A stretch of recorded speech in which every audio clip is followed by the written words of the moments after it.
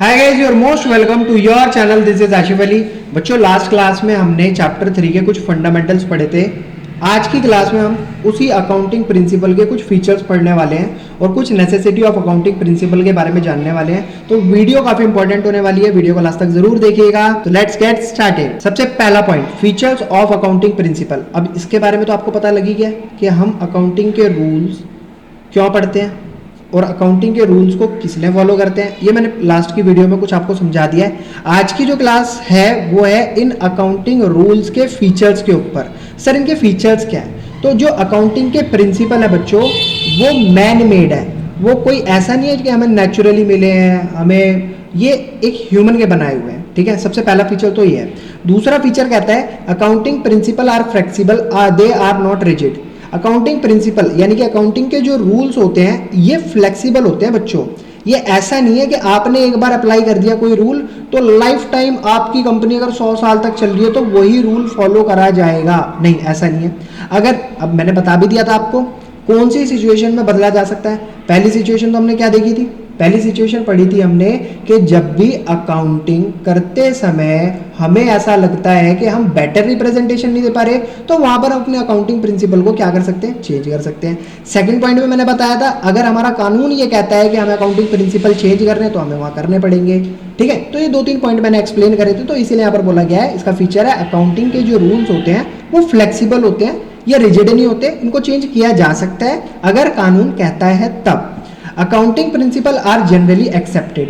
अब अकाउंटिंग के प्रिंसिपल ऐसे प्रिंसिपल हैं कि इन्हें हर अकाउंटेंट को एक्सेप्ट करना पड़ता है। इन्हीं प्रिंसिपल के माध्यम से अकाउंटेंट को अकाउंटिंग करनी पड़ती है हर बिजनेस की। अगर देखो सब अलग अलग करेंगे, सब अपना अलग अलग दिमाग चलाएंगे, सब अपने अपने तरीके से चलेंगे तो यहाँ पर ऑडिटिंग के टाइम पर आपने वर्ड सुना होगा एक ऑडिटिंग, तो उस टाइम पर दिक्कत आएगी। कुछ पता ही नहीं चल पाएगा कौन सी कंपनी में क्या चल रहा है, किस तरीके से काम हो रहा है, कितना पैसा आ रहा है, कितना पैसा जा रहा है, क्या सही तरीके से कंपनी का टैक्स भी पे हो रहा है या नहीं हो रहा।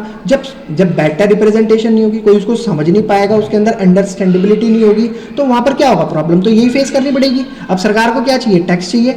अब टैक्स कब मिलता है? जब कंपनी अपना पूरा का पूरा चिट्ठा बनाकर तैयार करती है और ये दिखाती है कि सरकार हमें इतना प्रॉफिट हुआ है या इतना लॉस हुआ है। अब वो सरकार समझ ही नहीं पाएगी, ऑडिटिंग के टाइम पर कुछ पता ही नहीं लग पाएगा। तो यहाँ पर क्या होगा? इसीलिए अकाउंटिंग के रूल्स को सभी को एक जैसा फॉलो करना पड़ता है। इसीलिए रूल्स बनाए गए हैं, नियम्स बनाए गए हैं कि सब अपना अपना दिमाग ना चलाएं और एक जो प्रिंसिपल्स बने हुए हैं हमारे अकाउंटिंग के उन्हें ही फॉलो करा जाए। नेक्स्ट पॉइंट आता है बच्चों नेसेसिटी ऑफ अकाउंटिंग प्रिंसिपल। हमें क्यों जरूरत पड़ती है, क्यों जरूरी है अकाउंटिंग प्रिंसिपल? तो पहला पॉइंट है यहाँ पर अकाउंटिंग इन्फॉर्मेशन बिकम यूजफुल। सबसे पहली चीज तो अकाउंटिंग की जो इन्फॉर्मेशन है वो बहुत ज्यादा यूजफुल है only when it is prepared following some set of rules. और इसको बनाया जाता है कुछ नियमों के साथ, कुछ रूल्स के साथ। अब ये जरूरी क्यों है? देखो अभी पिछले पॉइंट में मैंने आपको बताया था यहाँ पर जैसे हमें टैक्स पे करना है, मेरे को ये दिखाना है कि पब्लिक को प्रॉफिट कितना हो रहा है, मुझे अपनी फर्म को अगर मेरी फर्म को लॉस हो रहा है तो पब्लिक को ये पता रहना चाहिए कि मेरी फर्म को लॉस हो रहा है। मतलब सब कुछ ट्रांसपेरेंसी के साथ होना चाहिए, ऐसा नहीं है कोई भी काम छुपा करो। इसीलिए अकाउंटिंग प्रिंसिपल का अगर हम सही तरीके से यूज करेंगे तो अच्छी तरीके से हमारी अकाउंटिंग होगी बिजनेस की, और बिजनेस की अकाउंटिंग सही तरीके से होगी तो हमारा रिजल्ट अच्छे से निकल कर आएगा। इससे हमें बेनिफिट दो तरीके से, एक तो हमारे जो शेयर होल्डर होंगे वो बहुत ज्यादा प्रभावित होंगे हमारे रिजल्ट को देखकर, दूसरा हमारे मैनेजमेंट को भी काफी हेल्प मिलती है कि उन्हें आगे क्या डिसीजन लेने चाहिए। नेक्स्ट पॉइंट आता है बच्चों to maintain uniformity and enable comparability. तो इसको तो मैं आपके ऊपर डालकर समझाऊंगा। यूनिफॉर्मिटी का मतलब जैसे आप लोग किसी एक पर्टिकुलर स्कूल में पढ़ते हैं, ये आपका स्कूल है, मान लो ये आपका स्कूल है, ठीक है। अब इनकी जो स्कूल का ड्रेस कोड होगा वो आप सभी एक ही फॉलो करते होगे?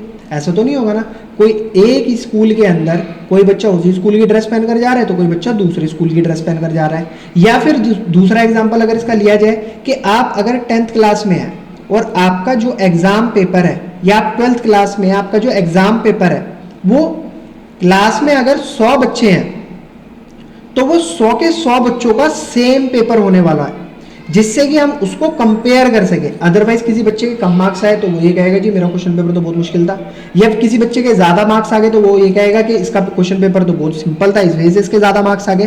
तो इसीलिए कंपेरेबिलिटी बनाए रखने के लिए क्या किया जाता है? जो अकाउंटिंग प्रिंसिपल हैं उनको फॉलो करा जाता है, जिससे कि यूनिफॉर्मिटी और कंपेरेबिलिटी ये दोनों बनी रहे। तो तो आई होप बच्चों आपको फीचर्स और नेसेसिटी दोनों बहुत बढ़िया तरीके से समझ आई होंगी। अगर आपको वाकई दोनों पॉइंट अच्छे तरीके से समझ आए तो प्लीज वीडियो को लाइक, चैनल को सब्सक्राइब जरूर कीजिएगा। फिर मिलेंगे बच्चों आपसे अगली वीडियो में अगले नए कुछ कन्वेंशन के साथ। तब तक के लिए धन्यवाद।